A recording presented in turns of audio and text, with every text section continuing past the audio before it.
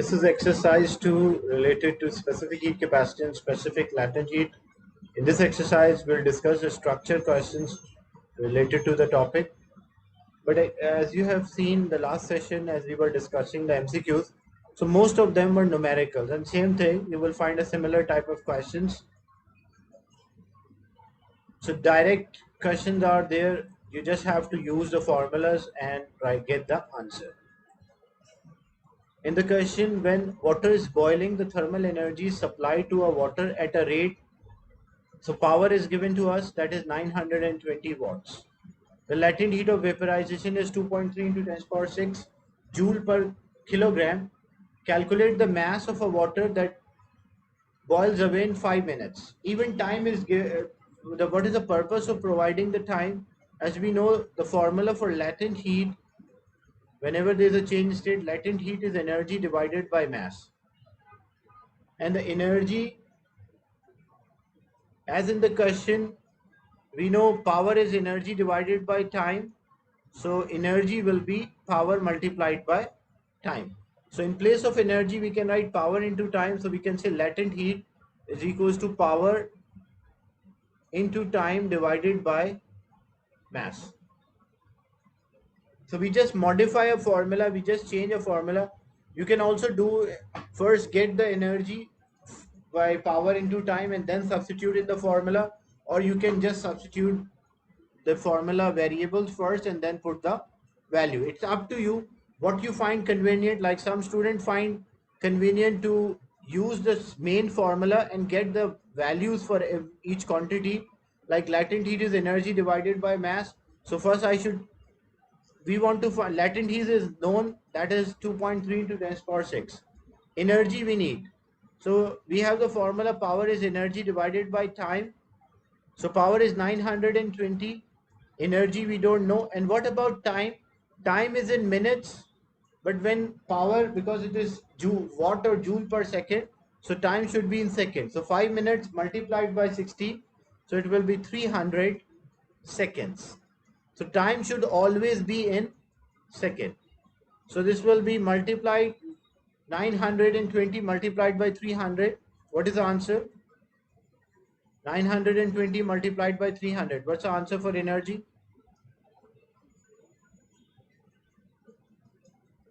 920 multiplied by 300.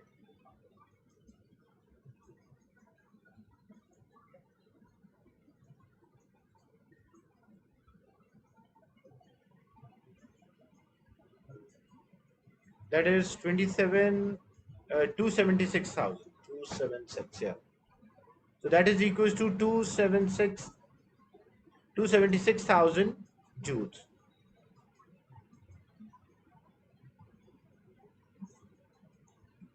Then we have the energy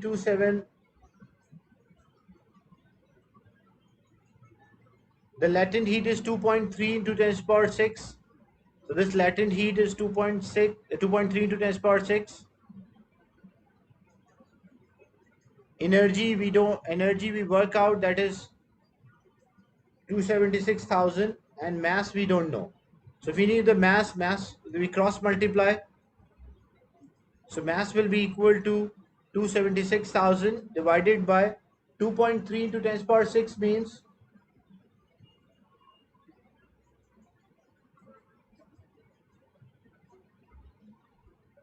this value 2.6 into 2.6 million joule or megajoule per kilogram. So when we divide, what's the final answer for the mass? In exam for this question more space is there, but because I took these questions from the different past papers, so I reduced the space here to adjust more question in a small space. What's the final answer when we divide this? The mass of the water which boils off or convert into steam, 0.12. So the mass of the water, that is 0.12 kilogram. Why I write kilogram? Because if this is given in joule per kilogram, the mass will be in kilogram. If it was joule per gram, the mass will be gram. Is it clear? Discussion is clear?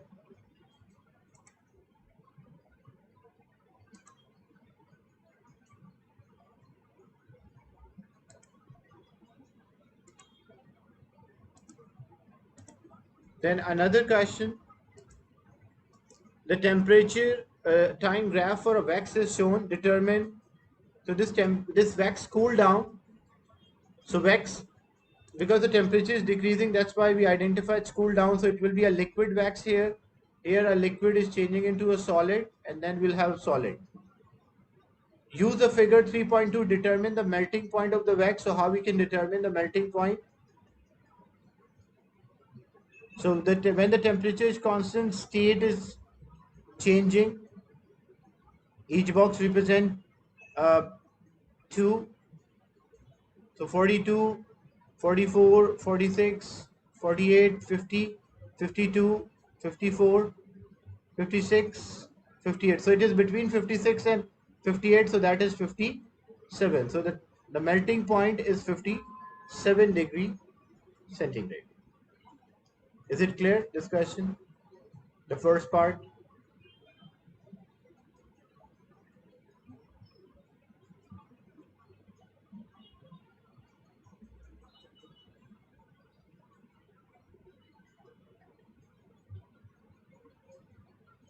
Then the second part,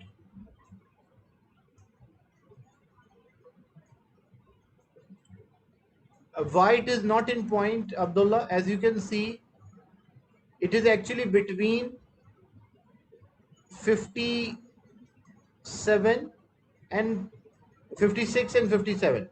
As we know, each box is representing 2. So this is 42, 44, 46, 48, 50, 52, 54, 56, and 58. So one value is 58, another one is 56. So this line is actually between 56 and 58. That's why I write 57. Because the difference between each box is 2. So half box will be 1.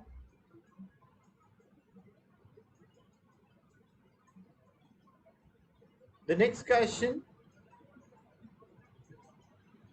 the specific latent heat of fusion is 210 joule per gram. The test tube contains 50 grams of the wax.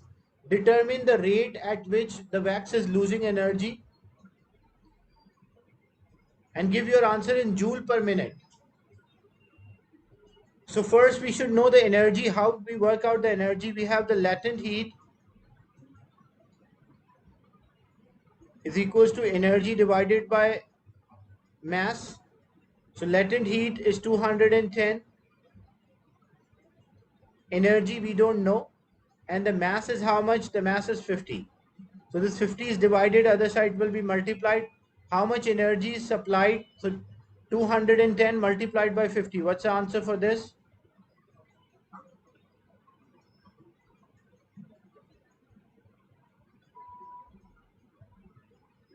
210 multiplied by 50. What's the answer? 10,500. So 10,500 joules. And we want to find how much energy the wax is losing when it's solidified.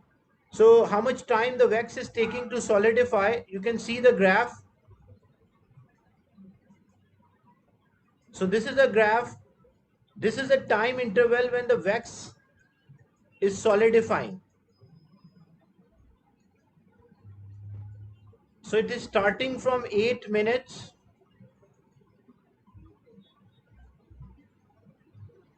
and it is ending at, so this one is starting as 8 and ending, each box is representing like 0 to 10, so each box is representing 0.4. So 12.4, 12.8, 13.2, 13.6, 14, 14.4, 14.8, and it is somewhat here between them, so it is 15. So starting from 8 to 15, it was losing the energy, it was solidifying as the liquid is converting into solid.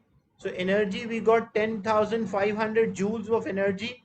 And in how much this 10,500 joules of energy is released in how much time? 7 minutes. So we want to find how much energy is released every minute. So we divide this energy divided by time. So 10,500 is the energy release in 7 minutes. We want how much energy release every minute. So 10,500 divided by 7. What is the answer here?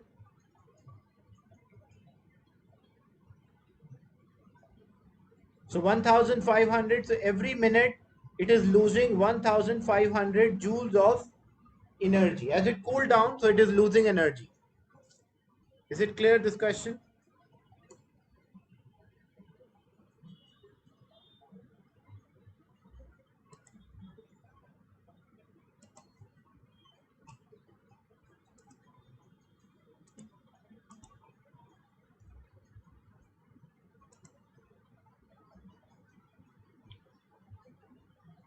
The next question.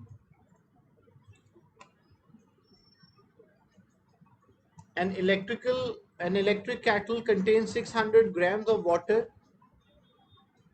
So 600 gram of water at 20. The heater in the kettle operates at 240 volts. That's the voltage. The specific heat capacity is 4,200. Calculate the time taken by for temperature of a water to rise to 100.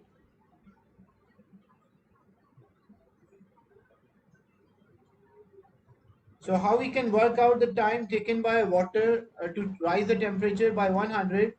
So we have the formula, because specific heat is given. So E is equals to Cm delta T.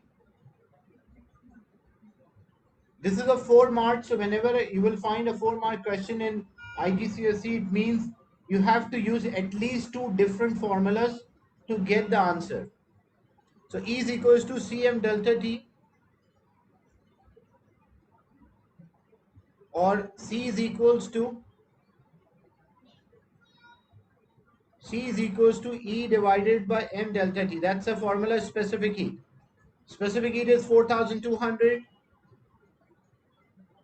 Energy we don't know. The mass is 600, but that is gram, and specific heat is in kilogram. So I have to convert into kilogram. I should divide by 1,000. So it will be 0.6 kg.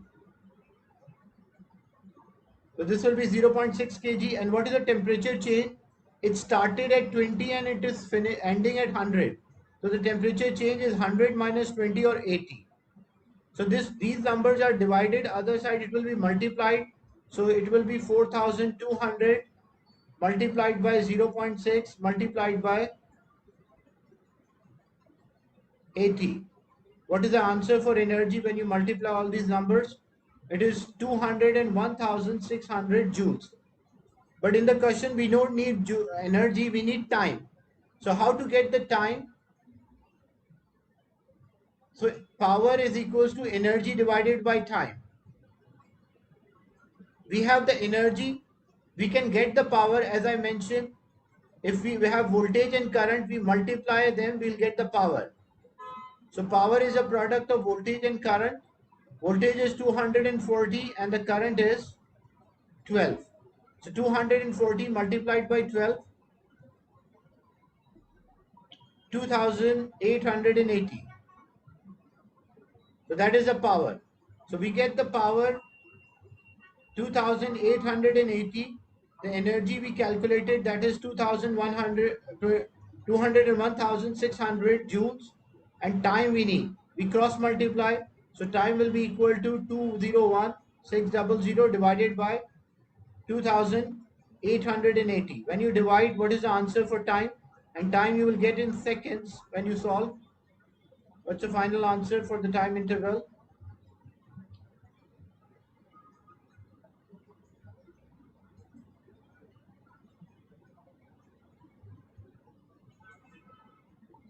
201,600 divided by, so it will come out 70. So means this heater will take 70 seconds to change the temperature from 20 degrees to 100 degree centigrade. Is it clear, this question?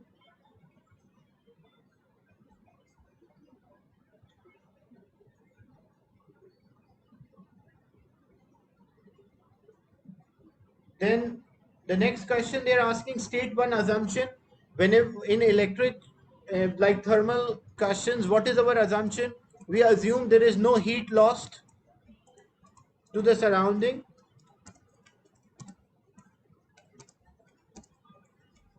This is always the assumption, that we assume all the energy which heater is producing is supplied to water.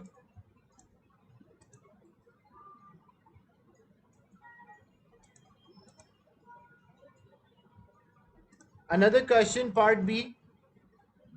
Using the apparatus shown, describe an experiment to demonstrate good and bad thermal emitter. Like uh, these are the apparatus which is given to us. There's a metal water bottle is given. One side of this is a white solid, white side, and another one is black side. And we have two thermometers. We have a hot water supply, a kettle is there, and we have the ruler. How we plan this experiment, how we can work out. So first what we do, we will boil the water, we'll heat the water in the kettle, and then we transfer that water into a bottle. After that, we will place the thermometer equal distance.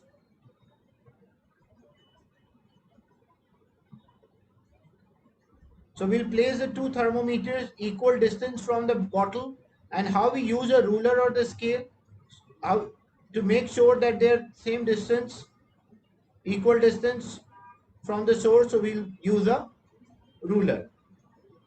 So how we write this experiment, and the one which shows a greater change in temperature, it means that is a better thermal emitter.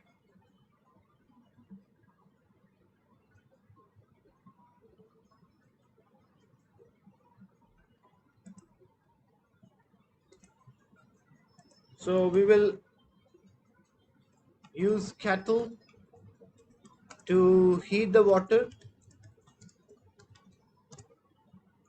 Then we will transfer that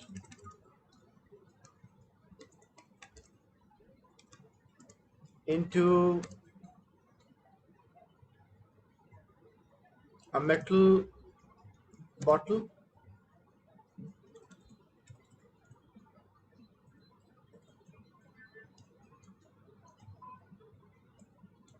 Then we will place thermometer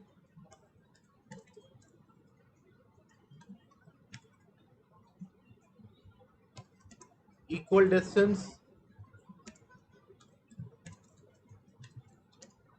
from the bottle, and we will record the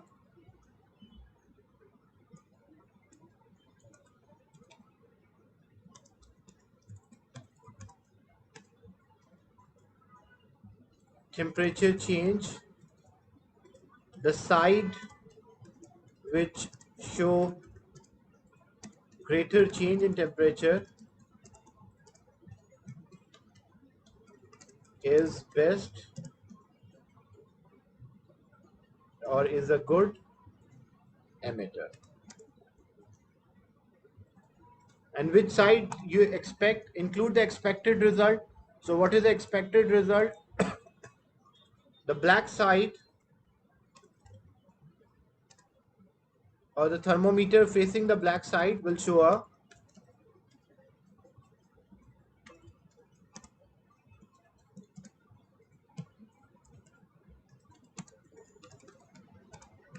the greater change in temperature. Is it clear, this experiment, that how we work out that which one is a better thermal emitter?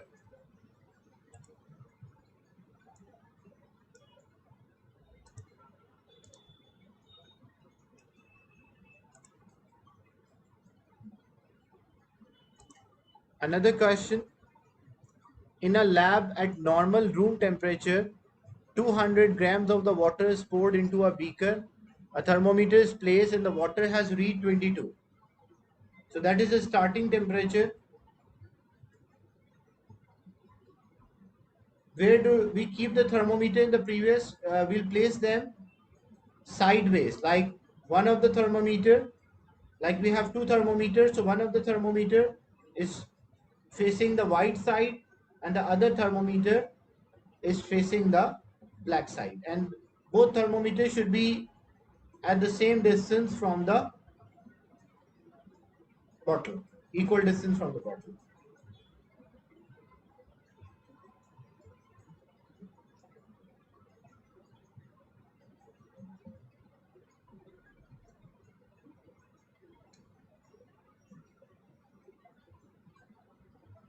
So in a lab at normal room temperature, 200 gram of water is there in a beaker. At 22, small pieces of ice are added. So we have a container. This is what normally we do. Like example, if we have a soft drink or a carbonated water or a fizzy drink, we add ice cube. So what happened? How the drink will cool down, because the ice absorb energy and the liquid or the drink will lose energy. So the energy transfer from the ice, from the liquid to the ice, so the ice will melt and the drink will cool down. Small pieces of ice at zero are attached. The mixture is stirred. After addition of the ice melted, the process continue. The temperature recorded by the thermometer is zero. Like when we start, sorry, when we start this, when there was water only, the temperature was 22. But when we are adding ice, continuously adding the ice, the temperature of the water is now zero. The total mass of the ice which we add, that is 60 grams. The specific heat capacity of the water is 4.2 joule per gram degree centigrade. Calculate the thermal energy lost by the water. Thermal energy, heat energy, or energy all have the same meaning. So we have the specific heat capacity is given. So specific heat capacity is given. The formula specific heat capacity is energy divided by mass into temperature change. Specific heat capacity is 4.2. Energy we don't know. Mass of the water, that is 200 gram. And the temperature change, what is the temperature change? Originally it was 22 and now it is 0. So what is the temperature change of the water? It will be 22 minus 0, or we can say 22. So this 222 is divided, other side it will be multiplied. So the energy which the water is losing, 4.2 multiplied by 200 multiplied by 22. And in this question I did not convert the unit, the gram, because specific heat was joule per gram and the mass was in gram. That's why I did not convert the unit. What's the answer here? 4.2 into 200 into 22. When we multiply all of them, 22 multiplied by 200 into 4.2. This will be the energy which is lost by the water or supplied by the water to ice.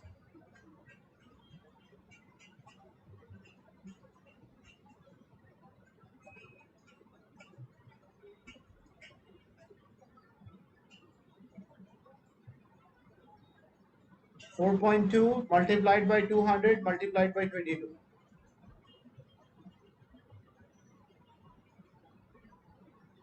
18,480.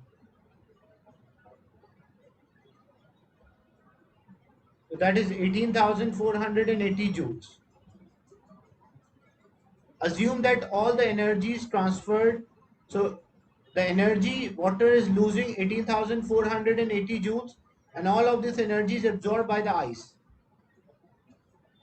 Calculate the specific latent heat of fusion of ice. So we need the latent heat. We have the formula latent heat is energy divided by mass. So what energy we will use, because this ice, we assume here that ice is only taking energy from the liquid. In reality, it's not correct, because in reality what happened, the ice will absorb some of the energy from surrounding. But we assume here that ice is only gaining energy from the water. So it will be 18,480 divided by the mass of the ice, which was 60. So 18,480 divided by 60. What's the answer? Joule per gram for latent heat. 18,480 divided by 60.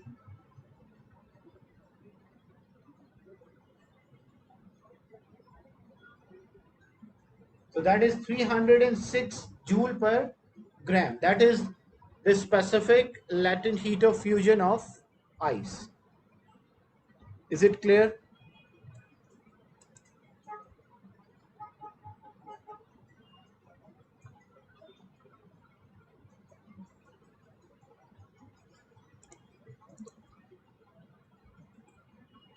And suggest a reason for inaccuracy. Why the latent heat value is inaccurate? Because what happened practically, the ice will absorb energy from the surrounding,